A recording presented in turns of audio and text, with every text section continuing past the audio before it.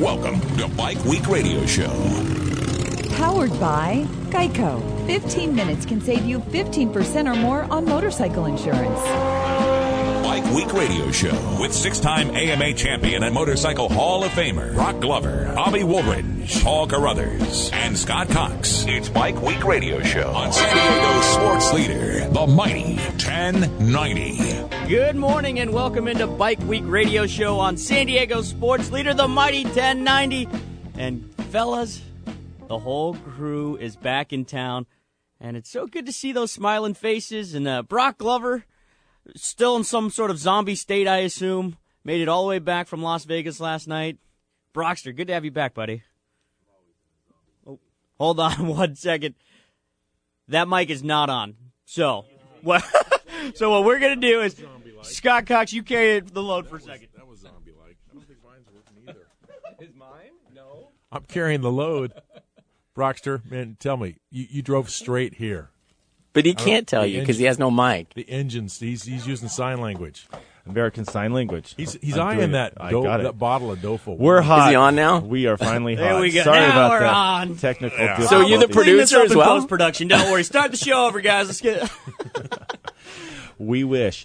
Yeah. live radio. Got a little hiccup. What a knockout. So, yes, it was a long weekend. It was actually an outstanding weekend if you think about it. You had Arena Cross Finals, and you had Enduro Cross. In Vegas. In Vegas, all very close. South Point had the Arena Cross Final, and knockdown drag-out brawl with Kyle Regal winning that championship. And then you had the Enduro Cross going on with an X Games step-up qualifier in the middle of the Enduro Cross track that they did during the middle of the show, which was a different topic Wow, there. I've never seen that before. You guys hear any feedback? A little fade? I don't know what's going on talk on that, but I mean, it was a nice idea, very, very poorly implemented. It ended up being an hour plus going on, that step up thing in the middle, and it just was a beyond buzzkill.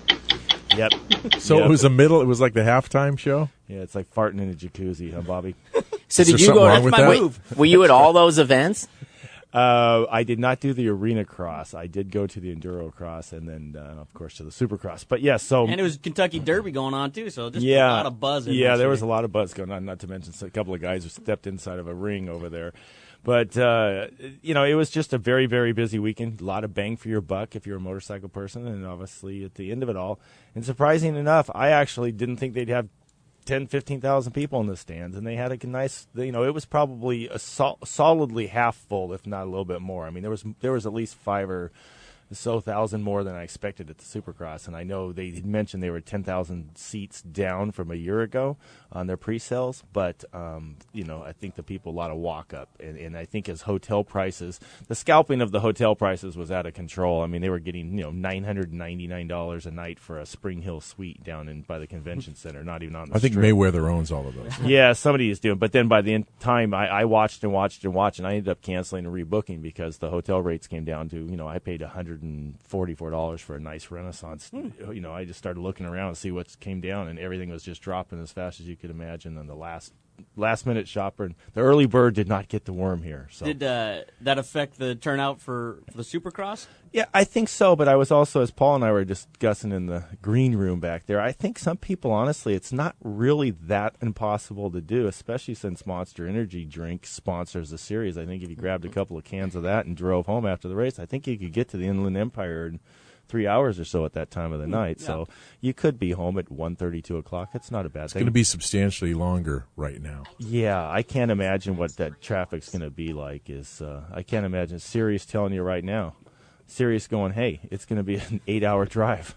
Put a tent on this circus already. What the heck is going on with you? He's got Siri talking over. You know what? It's Siri, and Siri hates me, and I hate Siri. For the record, What was Siri just saying? Just out of curiosity.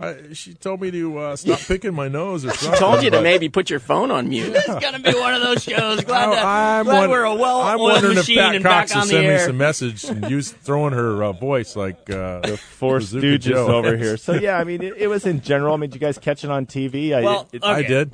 Let's just let's to the intro? set up the show real quick. Lieutenant Let's Governor do. Tim Griffin is going to be on from Arkansas. How cool is that, Brockster? What are you helped the Brock hangs out with him. I want to, there's times you want to kind of just, I hate to name. I'm not. I don't hate to name drop. I love it. I name drop Broc Glover, so it's fine. So that gets you nothing. I know that. But hey, Tim Griffin. I mean, people go, who? Okay, well, AMA just honored him this last week for an award for all he does in, basically in his public works for motorcycles. And you're talking about a man who was a 2-time congressman for the state of Arkansas. He had a couple kids, realized, I'm gone way too much. I want to see my kids grow up. And so he is now did not run for Congress. He now is lieutenant governor of the state of Arkansas. Gets to stay home. Gets to stay home a whole bunch more there in Little Rock, and he's still as passionate as ever about motorcycles. And I'm not talking a guy that's like, oh yeah, I mean, a lot of these guys that are representatives in Washington D.C. They just, they happen to be in the district that maybe Harley Davidson's in or some motorcycle manufacturer. There's Get a some picture motive on this thing here. Exactly. Congressman, turn the other way. The handlebars in the other end. Yeah, exactly. Put the key in the put that key right in the gas cap and see if you can start it.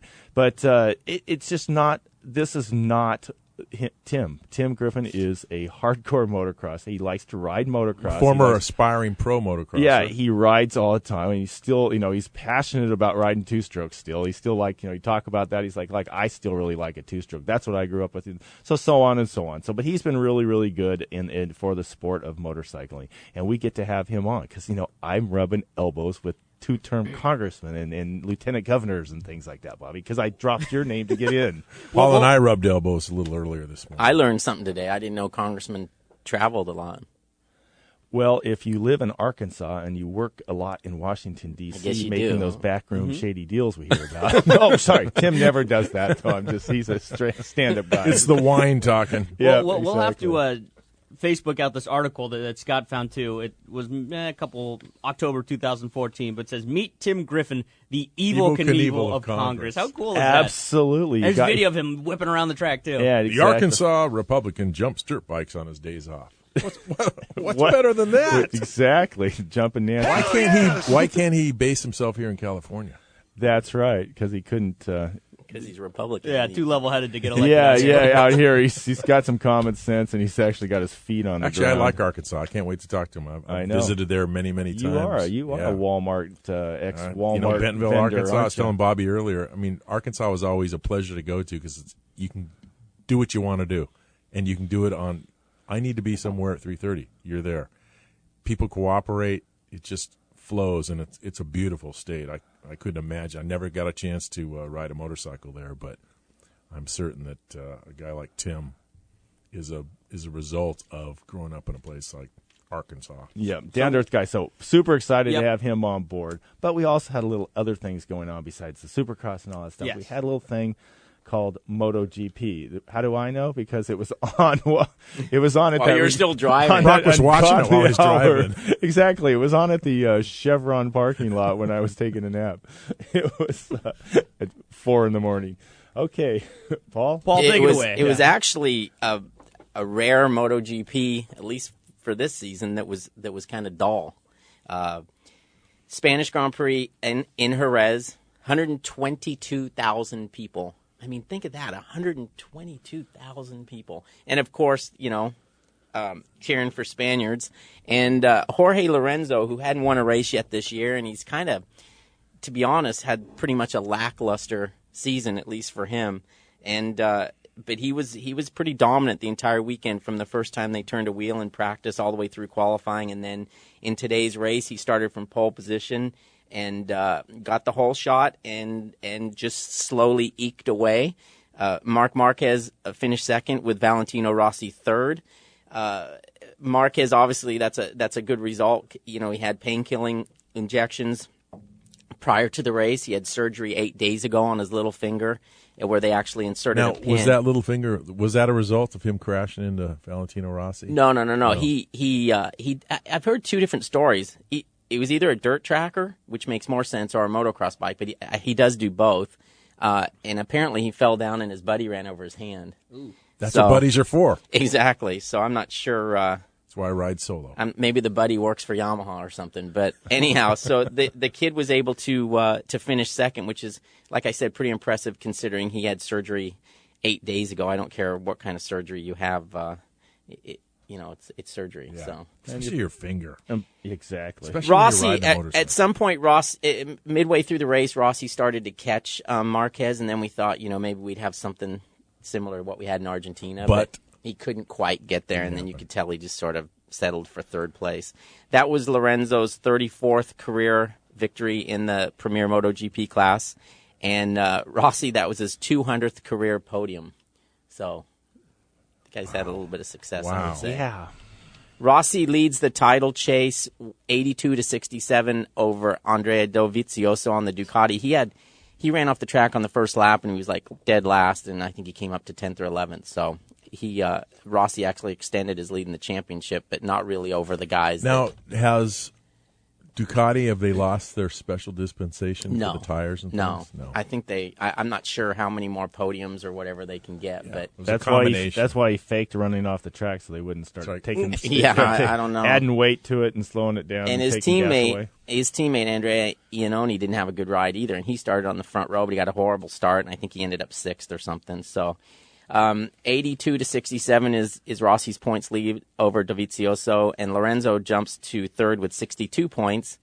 Marquez has 56. Obviously, doing the math, all you really care about is how far ahead you are of Marquez. And Rossi's 26 ahead of Marquez, and Lorenzo's 6 points ahead of Marquez. So Lorenzo's probably feeling pretty good about himself considering the start to the season that he's had hasn't been obviously what he would want, but to still be ahead of Marquez. Plus a win in front of the home crowd. And I mean, there's people that would argue that is the biggest race of the year for those guys, and especially if you're a Spaniard. So I'm sure it felt good for him to be able to beat Marquez there.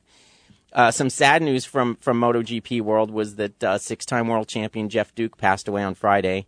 The man's a legend, 92 years old. Obviously had a good life. What years were his championships? Never Seriously, mind. We're going to ask me questions at this point? At this hour? You're supposed to tell me before you want to know that. Oh, okay. I just wondered if you had Paul, you're spilling some Let's go with the 50s. Okay. But he was, he really, he is a true legend. I think he raced in Nortons and Galeras and things like that. And Supercross, I'll let you talk about that. Marvin Musquin won the East-West Shootout, 8th win of the season for Ryan Dungey.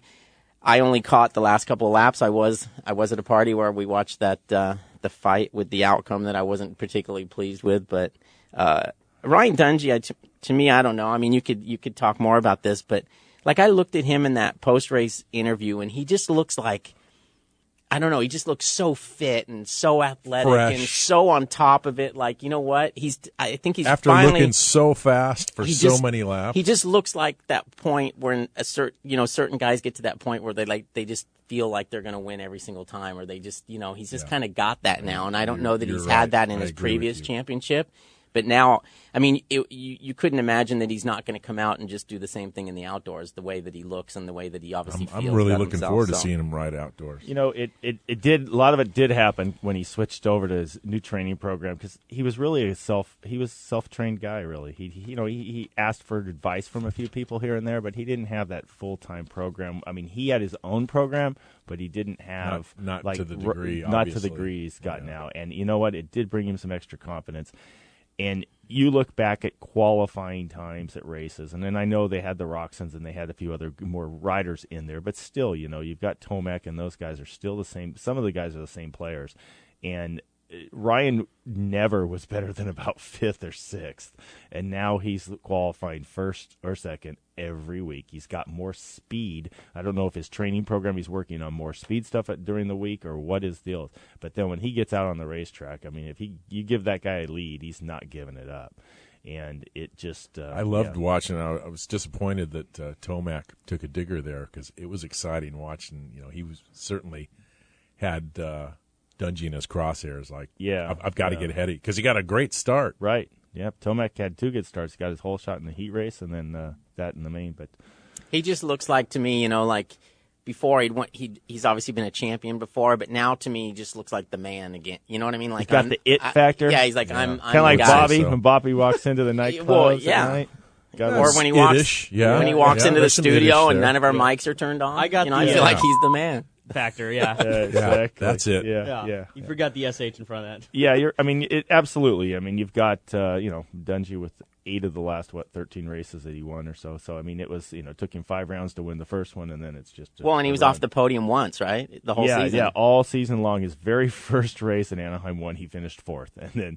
And then it was like, 3, 2, 2, 1. And let's also think back to all the hype before Anaheim 1, where like Anaheim 1, and then the guy, that's the only time he's off the podium, and everybody's thinking, Ken there it Rock's in goes. this, and the season's over, and blah, blah, blah. And then this guy just Time to kicks it off. retire. Exactly. So it's good to see. And it'd be nice. Yeah, it'd be nice to have, of course, the Kennards back, Trey Kennard and guys like that back. But you know what, Dungey, even if those guys are there, there's no chance that he was dominant all the way. There's nobody on the boards going, you know what? Yeah, but he doesn't win, or yeah, but he doesn't. Yeah, right. No, he's just laying it down. Now, coming into the outdoor season, are all those guys going to be back, or what's the situation with that? Yeah, I mean, absolutely. Right now, there was just no reason for Ken Roxon to come back. After he got hurt and he missed. At that point, there's no reason. After his last race was, I think, Atlanta, the round 9 or around 8 or 9 there, and there's no reason for him to come back. And who cares if you finish 12th in the point standings or you finish 8th in the point standings? I mean, he's their team, the RCH team, is like, he's a championship contender. They're not going to settle for anything less than first is really what they want. Second, they'd be disappointed in, but at least it's better than a 12th. But it's, he's focused now on the outdoors, and that's what. And Kennard also. Yeah, absolutely. I think Kennard, when I saw him in New Jersey, and we were kind of hurrying for an elevator, I looked over like, boy, you're ahead of schedule, aren't you? I thought you were I thought there was a good chance you weren't going to be riding the outdoors, but how he looked to me, I think he'll be at the first race. But that's just my feeling. There's no confirmation that I know of, but it'd be nice to have a little more competition out there other than just from Eli. And the first race right here in our neighborhood, by the way. Yeah. Glen Helen. No, first race is Hangtown, then Glen Helen. Yeah. Well, that's just outside of the neighborhood. You would have had a lonely day over there at Glen What I Helen. meant, technically, what I meant was first race for me. Is right Yeah, here. Yeah, that's okay, technicality. Just You hadn't interrupted. I'd have Second rolled race that for out. Brock. Yeah, Yes.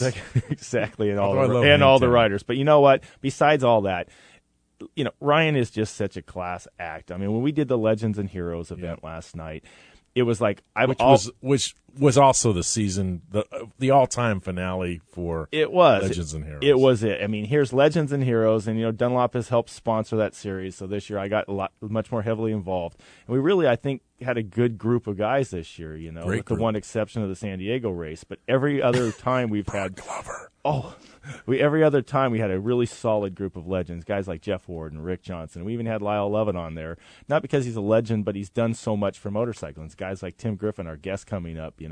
These people in higher profile positions, they run in little different circles, and they do a lot of good for motorcycling, showing that. Sure. And Lyle's no exception to that. But the final race, bottom line was, of course you want Roger DeCoster to be one of your Legends and Heroes, right? But how do you go, he's got a championship going on with Marvin Muskin. You got Ryan Dungey in the battle for the heat. You can't go, hey, Roger, I want you to take 45 minutes out of your day, an hour before I know you're the race. working another 80-hour back-to-back Yeah, week. and it's on race day, an hour before the races when they're finally doing their final setups and their plans, and you just don't bug the guy. And finally, when the championships were over, okay, I grew a small set of nerves, and I said, you know what, Roger, would you be the legend and hero? And he didn't even hesitate and was bingo.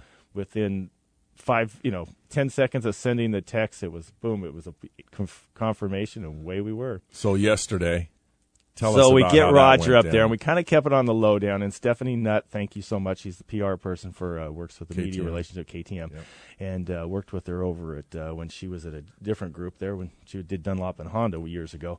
But she did great. She got Roger up there. It was kind of a little bit on the lowdown. A couple of Roger's people knew about it, and that was kind of it. But so Roger's thinking, I'm just going to walk over there, and shake get some this hands, thing smile, done. grip So, and grin. and in the meantime, I'm undermining the whole thing in the pits, getting a lot of guys. I mean, guys like Mitch Payton were down there, Marty Smith were down there, people Roger's raced against, and people that have worked with him in all his professions.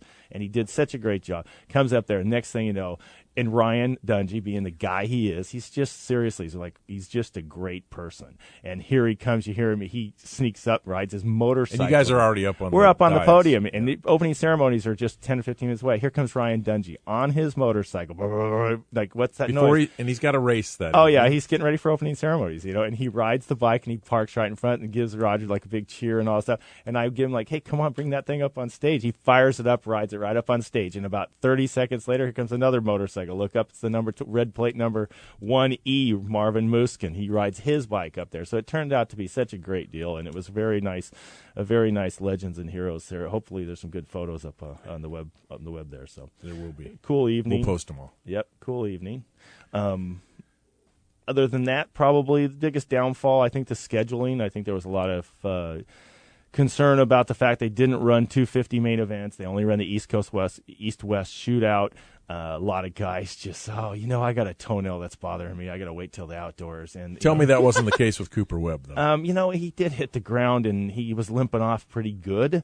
But you know what? If it was the championship on the line and he needed to earn 10 points, that kid would have been right there battling for a podium spot. Hey, I saw Supercross schedule was put out too. Is there 2 Pecos? Yes. I kind of was hinting at that earlier, but way back I'd gotten wind of that there's 2 Anaheims and 2 San Diegos, as opposed to the 3 Anaheims. And we're the second race of the season. So yes, it's Anaheim 1 on the 9th of January, and then Petco the very next weekend, which is kind of cool. Yeah, and then so it's going to be that's neat that they announced it. They usually always announce it this weekend, but that was probably the only downside. I would like to see some more 250 action other than the East-West, because a lot of guys just kept their bike and like you said, the Webbs and the Bogle, and there was just a whole handful of guys that didn't ride. So I think Feld learned a lesson, unfortunately, and I don't think you'll see that next year.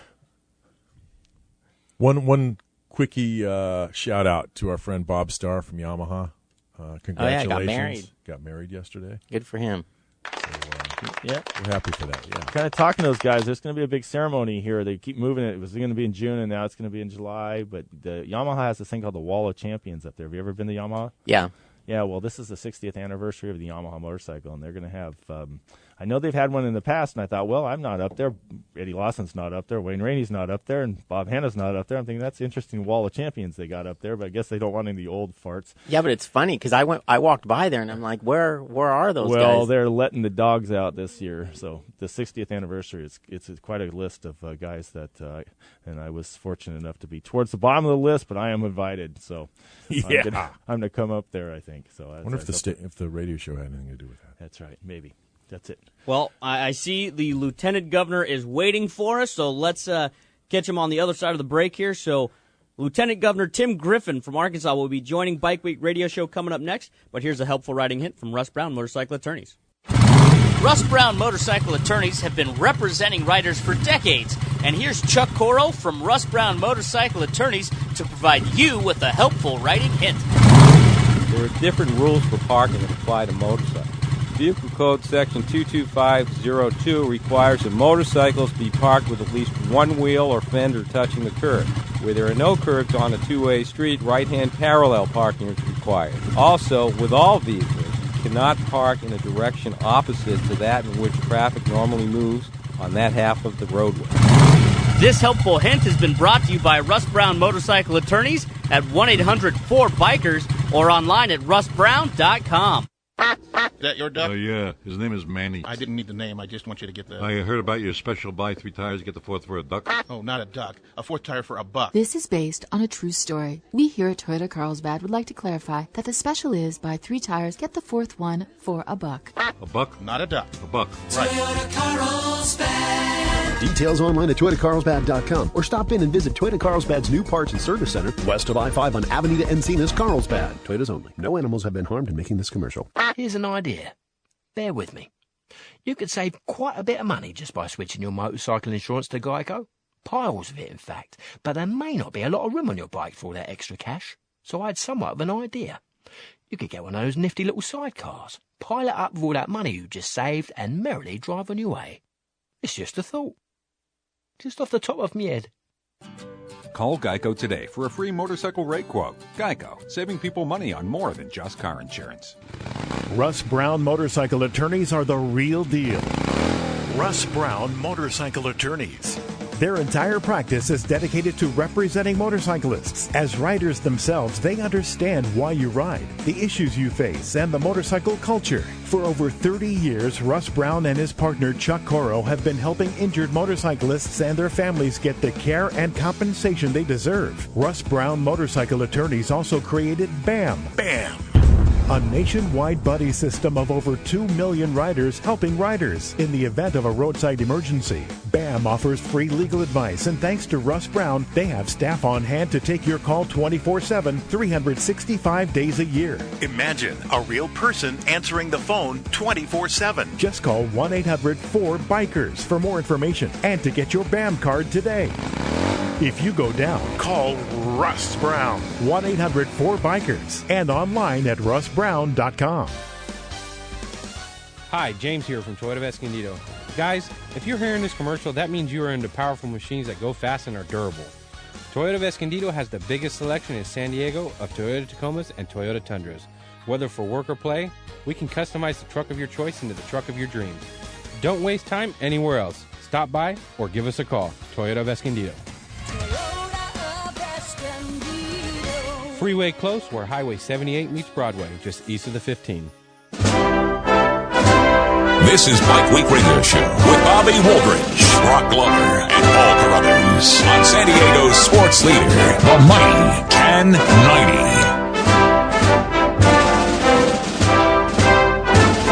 Welcome back to Bike Week Radio Show, San Diego sports leader, the mighty 1090. Adam, this is the Lieutenant Governor of Arkansas. He's one of the good old boys, all right? We gotta welcome him more properly here. Yeah, Let's put on some bluegrass. There we go. Little Arkansas travel bluegrass. Yeah, I'm liking that. There we go. That feels a little more Busting Bike out Week my Radio Martin show. guitar right now. Lieutenant Governor Tim Griffin joins us. You can follow him on Twitter at LTGov Tim Griffin or online at ltgovernor.arkansas.gov. Lieutenant Governor, thank you so much for joining Bike Week Radio Show. Thank you for having me on. I appreciate it. This is an honor for me. I wouldn't push it that far, Tim. How you doing?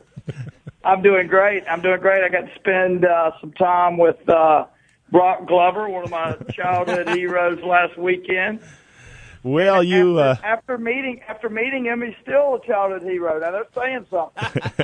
I must have buffaloed you a little bit there, buddy. Boy, I'll say. Was there a lot of drinking going on there? Something happening. Not on my side.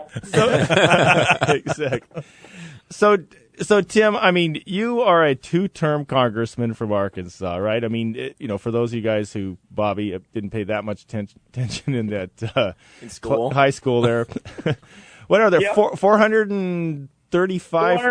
435. Yeah, representation. And one of yours from your area is Duncan Hunter. I served with him. Yep. His dad was there a while, and now he's there. The son, Duncan Hunter. I was elected to Congress in 2010. I'd volunteered and worked in politics at the White House and different places for a long time, but I'd never run for office until 2010. I was mad at some of the things that were going on, and so I served 2 terms, and my kids are real young, and I was missing a lot of what was going on back home because I spent so much time in D.C. So I ran. I announced in late 2013 I wasn't going to run again, and for Congress, and then a vacancy came open here in the state. I ran for lieutenant governor and got elected last November to that. But I've always been a motorcycle guy. I was co-chair of the Motorcycle Caucus in Congress, and have owned numerous motorcycles over the years. Used to race motocross locally in the early '80s when Broc was tearing it up. And so anytime I get to chat motorcycles or go to Supercross or Outdoor National, which I'm going to Budds Creek in Maryland in June, anytime I get to talk motorcycles, or be around them, I'm really happy. Well, and those of you who don't know, I mean, Budds Creek obviously is a big track. Everybody's heard about it. We've had everything from Motocross Nations to Grand Prix and Nationals, still an annual national. Yeah. But it's right outside of D.C., and we do. It gets a little attention there in the D.C. inside the Beltway there, which is very, very nice. And Tim, tell me, you've been kind of promised a little backdoory, maybe a little private couple laps around that track, I hear. Is that you take up it? So the crazy thing is, I was, and I'm in D.C. occasionally now on business, but I'm not there like I used to be. But so I was in the elevator returning, I guess, from the Capitol or something in one of the office buildings. The White House, the Capitol, whatever, right? Yeah, one of those buildings. And all the members of Congress, we don't have our offices in the Capitol. We have them in buildings right nearby. So I was in the elevator with this guy. I had like some kind of motocross related shirt on, and I was in my suit, looked like another congressman. And so I was just looking at him. I was real close. We're all crammed in this elevator. I go, "Hey, man, I love motocross. Why are you wearing that shirt? Are you a motocross guy?" And he was his name's Jonathan Beasley. He said, "Yeah, we know that guy. I own Budds Creek." And so anyway, I said, "Well, let's talk." So I took him down to my office, and we just started chatting motorcycles. And we just we've been talking ever since. He'll mail me some stuff every now and then, and I actually called him last week, said, "Hey, my boy and a good friend of mine, we're going to do a road trip to the track for the race in June," and so I love being around the industry, folks in the industry, and when I get a chance, I try to go to some sort of motorcycle event. I was pretty involved with the AMA when I was in Congress, because there's a lot of issues. There's an old saying, people say, "I don't have any interest in politics." And I say, well, you may not be interested in politics, but politics is very interested in you, right? Whether you like it or not, the taxes come out of your check. You've got to put you got ethanol in your gasoline. I mean, politics is going to impact you whether you like it or not. And so that's why you ought to be engaged. Well, I give you an example, motorcyclists. I hate ethanol. I think ethanol is a failed experiment. And so when I was in Congress, every time I got a chance to get rid of the ethanol requirement, I was right there pushing to do that. I mean, ethanol, as you know, turns into basically goop in your engines, and it's really bad on two-strokes, and I'm a two-stroke fanatic. Well, and California is always, killing the fun on two-strokes, but now the whole country's doing it. Well, I mean, anyway. No question about it. I mean, thinking, what does it have to do with motorcycling? I mean, every time I try to take my kids' motorcycles out, if they've been sitting more than about 2 weeks at a time, I got to literally clean the jets and the carburetor. Even after I run them dry, it doesn't matter. The residue from ethanol is still in there, and it does it to my dang lawnmower, my Honda lawnmower. So it drives me crazy too. And knowing what's going on inside of an engine, you understand it causes a lot of damage. It damages the rubber hoses. There's all sorts of things. But so Tim, tell us. I mean, the AMA, obviously, you're like on the top of the top list. They want to drop your name every time they can because you've always been a very, very pro motorcycle group. But I mean, this last week, you were honored as a friend of the motorcycling community and from the AMA, and along with I guess there's Tim Wahlberg from Michigan and a couple of Gene Shaheen in New Hampshire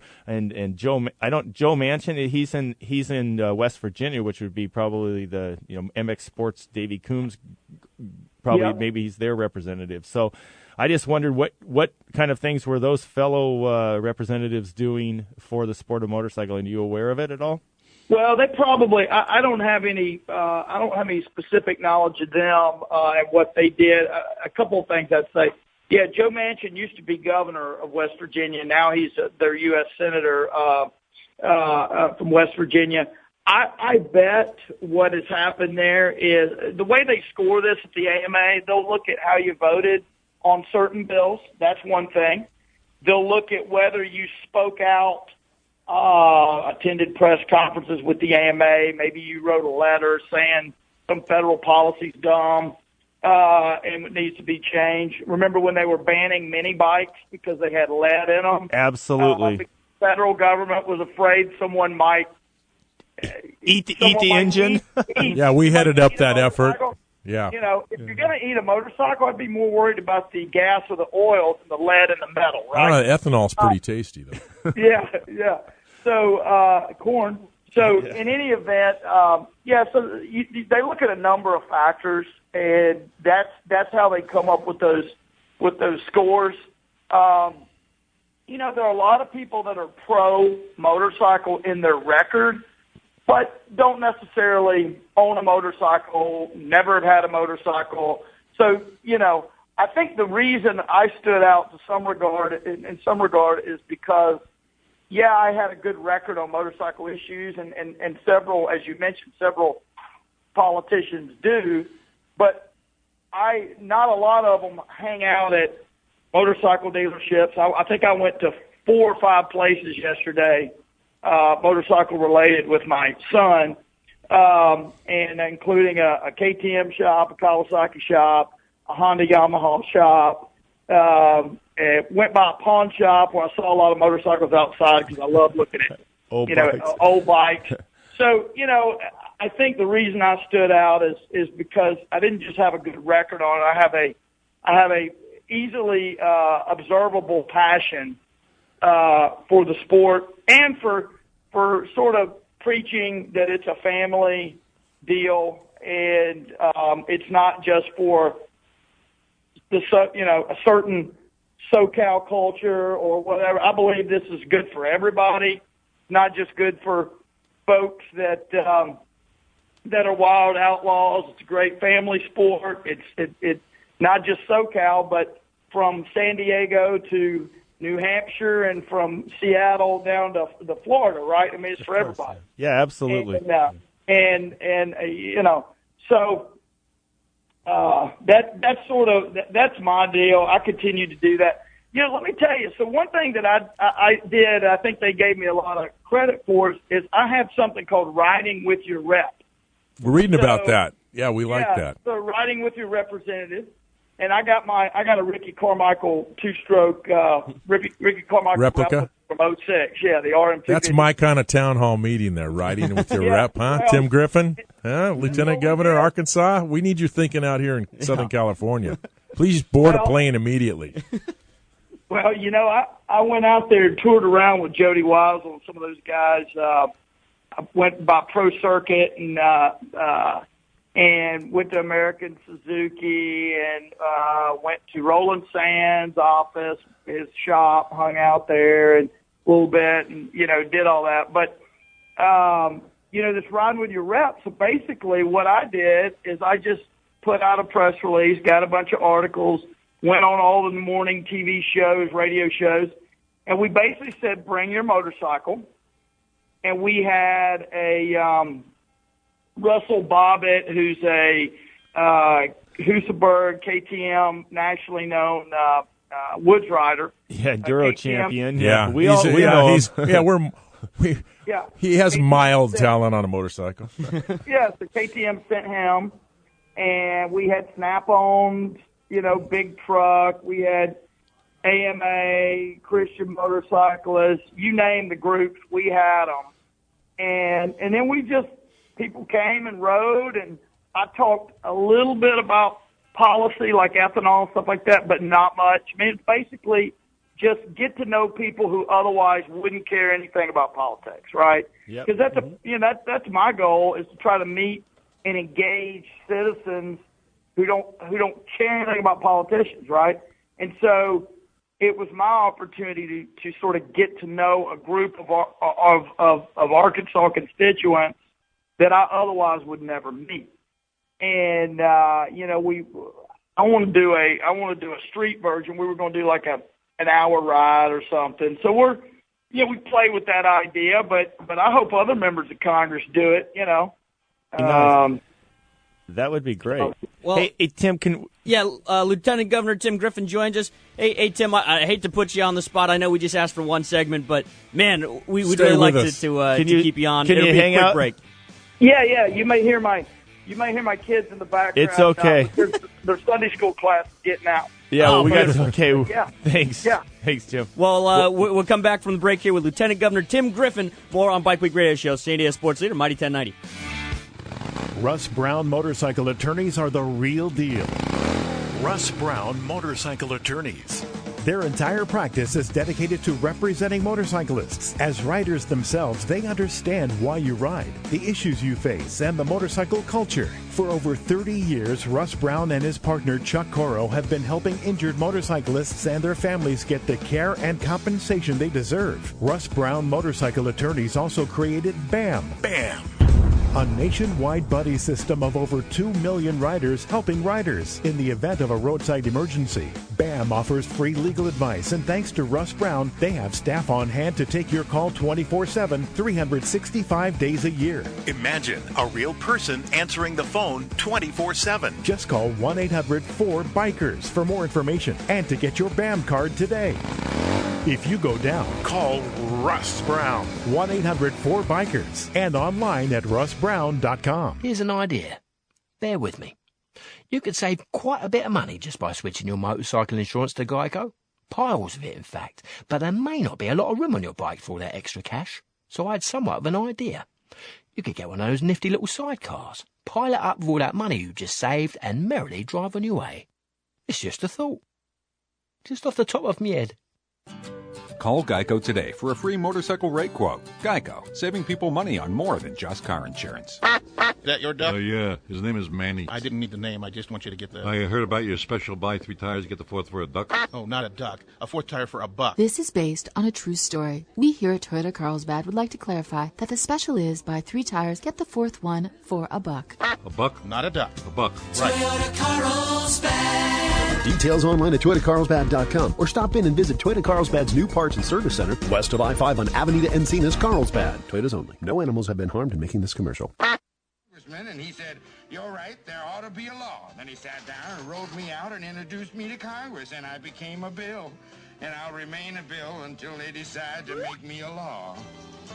I'm just a bill. Welcome back. Gotta play it. To Bike Week Radio Show, San Diego Sports Leader, the Mighty 1090. We're joined by Lieutenant Governor Tim Griffin from Arkansas, who has been fantastic, and he is absolutely a motorcycle enthusiast and lover, and that's why we put him on the program, and we're going to eventually drag him out here to Southern California and represent us out here because we need some help. We need somebody we can go ride, do some moto jumps and big tabletops, go ride a pal or something. Hey, Tim. I know that Schoolhouse Rock stuff. That's why we played it, brother.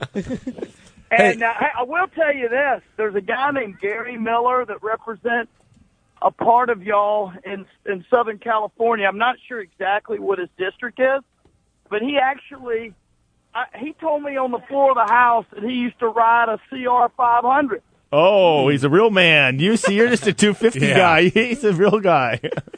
Well, we're going to have to find him. I said, wow. I never would have guessed. But yeah, so you'd be shocked at what people got, hidden in their motorcycle closet, so to speak.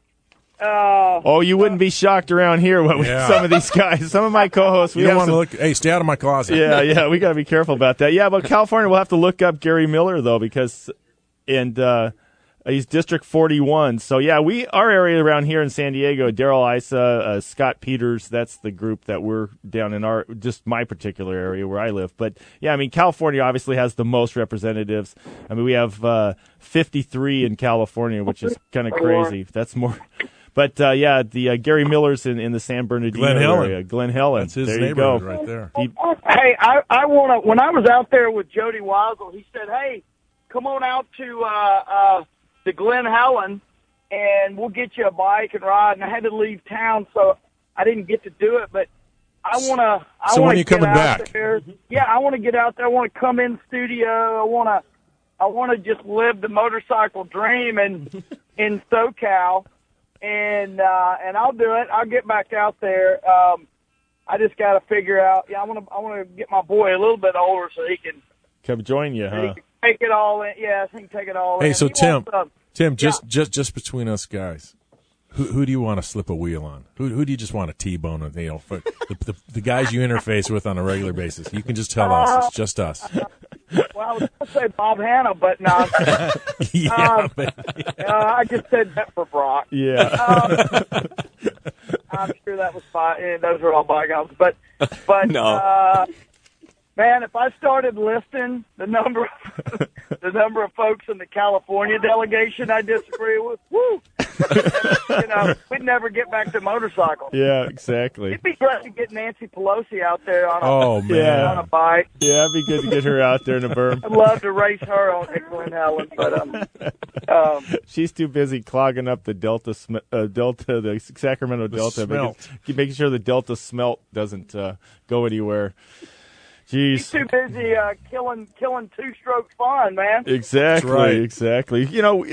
Speaking of that, remember the conversation we had at the New Jersey Supercross? We started talking about it, and of course, here comes Rob Bidos, who's a great friend of the show and's on all the time, and he's a diehard snowmobile guy.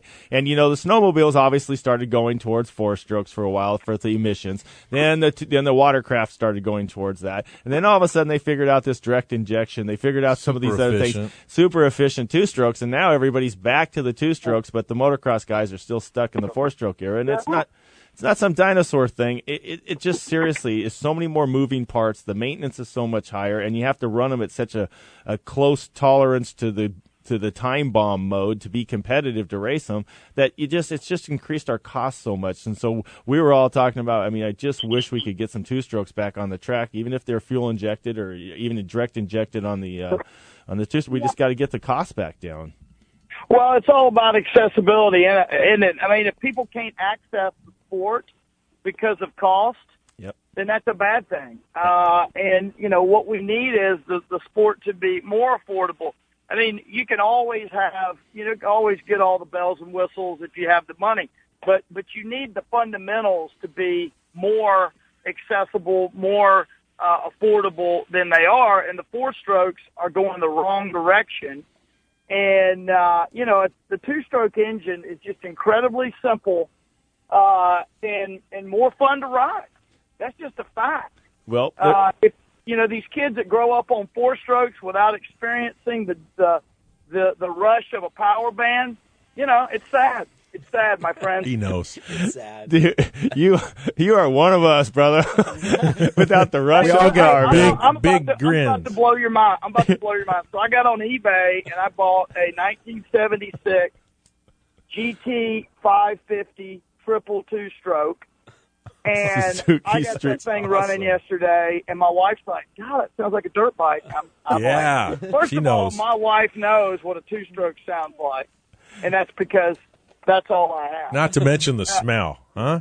Oh, a GT 550. Those are cool. GT 550. Yeah, I like those. Hey Tim, is that the street bike that kind of has the? It's like a Ram Air. Yeah, head it has on like a Ram Air kind of cover on the top of the head there. Yeah, those were cool. That's exactly. And here's what I decided to do. They were tuned down, unlike the H2 Kawasaki's, which were, Widowmakers. But they're still, at the end of the day, it's a two-stroke triple with 550 cc. So you get the power band punch if you can get it tuned right. So what I decided to do, I talked to Mitch Payton, the legend Don't in tell the AMA Hall of Fame. I talked to him. Ask him if he has any ideas about that. He's gonna port my two-stroke triple for me. Number one, we're gonna work on milling the head a little bit to up the compression ratio. There's a company out of Houston called Jimco that's gonna do me some nickel-plated expansion chambers. Cone pipes. Dude, there will be no mosquitoes left in Arkansas. I'm done. It's bad, boy. Hey, what are we mixing in the gas? Well, it's got the auto oil inject. Yeah. So, you going to use that, or are you going to mix gas? Yes, well, I'd use it. I'm gonna use that, but here's what I'm gonna do. You can still buy no ethanol gas in Arkansas. You Show off. You just have to drive around and find the gas stations that have our gas doesn't have ethanol. So what you do is get that, add a little octane. It's going to be nice, man. It's going to be nice. We got to have photos. We got to have video. I'm just sitting here. I got tears in my eyes laughing, imagining you. We were laughing earlier when the article mentioned he's the evil Knievel of Congress. Yeah. I mean, come on. He's beyond that. I guess you really are the evil Knievel, and then look, some. I can't. I'm afraid to jump at 46 too high. I'm sure Brock's still doing knacks and all that other Oh stuff. yeah, he did some on the way between Vegas and the studio this morning. Yeah, I'm no knack-knacking it, but I'll tell you right now, but running that, throwing a leg over that 552-stroke triple street bike. We're going to have to follow this project. With the Mitch Payton port job and a set of triple expansion chambers on it. I might actually do that. I'm going to take some pictures and get them to your producer guy. Yeah. And so we'll have a before and after because really nothing's been done. Oh, perfect. We like what early I love projects. is it's electric start, unlike those old RZ350s. Yeah. I just push that little button, and then you just get like 3 dirt bikes all Gling, singing gling, at gling, once. gling, gling. Yeah.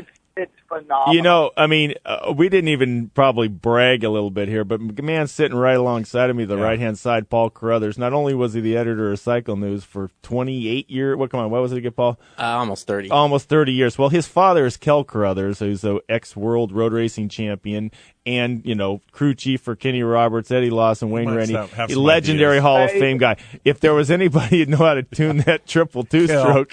Yeah, he knows a little about two-strokes. Yeah, I think he could get that thing going for you pretty good, too. Let me tell you what, we're gonna start networking on this. We're gonna make this national priority. I like it. Okay, It's this bringing is people a national together. Priority. That's right. Yeah, but hey, when I was meeting with Roland Sands, he told me that I think, unless my memory fails me, that he had something to do with the Cycle News is going up online or something. Was it him? Well, the parent company's the same. It's Mag Motorsports Group. They own Roland Sands' company, and they also own Cycle News. Yep. So that's right. That's the deal there. And Roland's next AMA 250cc road racing champion. He's a two-stroke guy. He's a two-stroke guy. He knows how to tune a. He had several in the shop, and I bug him every now and then. The mistake these people make is give me their cell phone. Yeah. Dude, I'm 24/7. I'm full-time all the time, and I'm just getting busy on the two-stroke text. And they're like, what the heck? Yeah.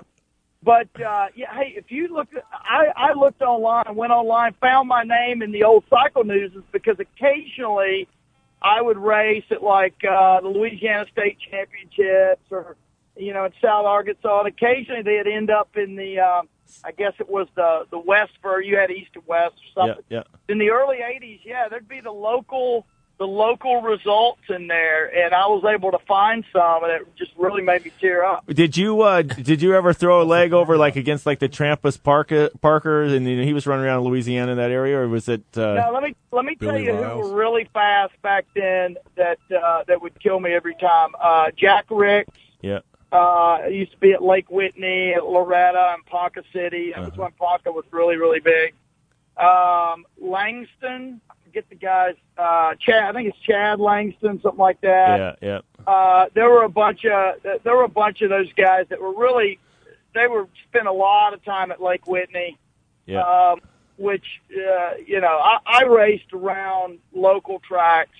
Knew that my future was not rooted in racing, so I always applied a little bit of my brain and common sense. I'd say, okay, this is not my future, so let's just have fun and let these guys are killing themselves but so I sort of you got to get in where you fit in. I knew. Well, you fit in law school, and you did real well for yourself. You got your I think he fits in on Bike Week Radio Show. Lot agree. Yep. We got to fit him in again. Well, I guarantee parts of this interview will make it into our best of extravaganza of the year. But Lieutenant Governor Tim Griffin from Arkansas. Tim, thank you so much. Also, before we cut you loose, there's a big election coming up in 2016. If you want to announce your presidency, now's a good platform. This might be a good place. You got 4 votes at least in here. That's right, buddy. Yeah, well, we'll hold on that. a little bit, but I'll tell you, I'm coming out there in studio. I'm bringing my 5-year-old. Yeah. You got it. Hey, it's going to be 4 strokes. Will be banned from the discussion. Okay. Tim, thanks so much. I appreciate all your time and, newfound friendship here, buddy. And you do have my cell number. I can always block it, I'm sure, though, if I needed to. If it gets crazy at, 4 in the morning, I'm getting texts with pictures of 2-strokes. Goes both ways, though. You might want to block. Yeah, exactly. You can go the other way. I'll call the NSA. I doubt you can block. That's right. All right, thanks, Tim. Tim. We'll have you back on, promise. All right, we'll see y'all soon. Take care. All right, take care. Bye-bye. All right, thanks again to Tim Griffin right there. What a Can great you guy. imagine Brock, going to find somebody who will open up to us, would you? Next time you bring a guest in. But only thing I'm bummed about, seriously, how cool would it be to take a trip to Washington, D.C. Yep. and go walking around the halls of Congress and stuff with this guy being your tour guide. Tim is he's such a great guy, and he's one of us. So Speaking of great guys, we've got him here locally, too. Check out the shipment of from the Dofo Winery. We had the boys from Dofo in. Look at this beautiful We got to have bottle those they sent guys us. back again, too. No kidding. They're good guests. Damien? Yeah. Mm-hmm. Wow. Well, I know my plans after the show, and it involves me with this bottle of red wine right here. And these gents were the guys that had the If You See... No. Oh, Dofo. Oh, these are the guys up in Temecula. Temecula. Yeah. Oh, yeah. Even closer. These guys keep in mind, Brock's way been into sleepless motorcycles. for 47 hours right now. These guys, yeah. I know these guys. Actually, we've agreed to Wineries. go out there and kick some tires. Yeah. Okay. You know, they're Lots of holding. races, They're too. Next time planning you're in these Temecula. MotoGP viewing parties. Right? DOFFO, Dofo Wineries. Dofo Winery. Right Motorcycle there in guys, Temecula wine country. See how he's trying to keep that from me? I noticed that. Well, we'll be back next Sunday. in my If you missed pocket. any of the show, check out the podcast on iTunes or through Bike Week Radio Show smartphone app or on BikeWeekRadioShow.com. We'll be back next Sunday right here on San Diego Sports Leader, the Mighty 1090. You've been listening to Bike Week Radio Show. Powered by Geico. 15 minutes can save you 15% or more on motorcycle insurance. Join us next week for more Bike Week Radio Show on San Diego's sports leader, the Mighty 1090.